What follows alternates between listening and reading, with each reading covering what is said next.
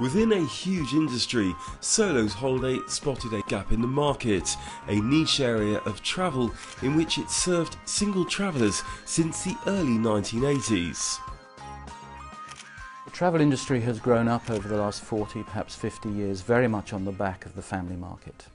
We've seen Mediterranean resorts open up very much with the nuclear family in mind. We believe strongly that the single traveller has been much less well catered for. Solo's Holidays recognises that for a single person travelling on their own, booking through a more conventional way, more traditional means, the charges can often be very punitive. We're able to negotiate extremely good rates with our suppliers overseas and in the UK and pass those on in terms of our price to the customer, and that's an important part of what we deliver to them. The firm's founder identified a possible business venture when he wanted to go off alone on a golfing holiday and found there wasn't anyone in the market to help him.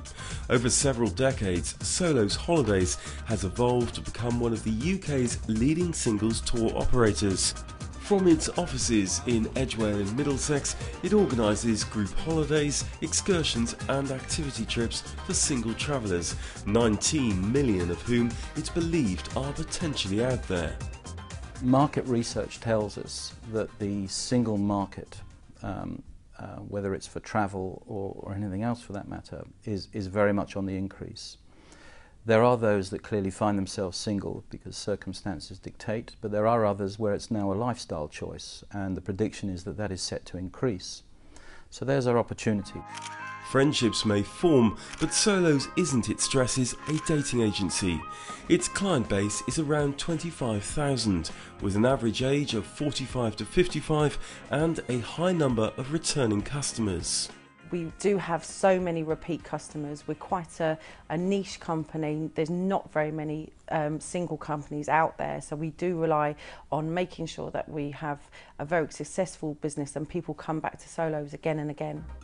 Aware it has to attract younger independent travellers for the long term, Solo's is investing in online marketing, particularly social media, to raise its profile and build a sense of community in its business. As many as 4,000 or more people can be found on its online forums at one time, sharing travel stories and tips. Clearly the company is overcoming a key challenge of convincing the nervous that there's no stigma in being a single traveller.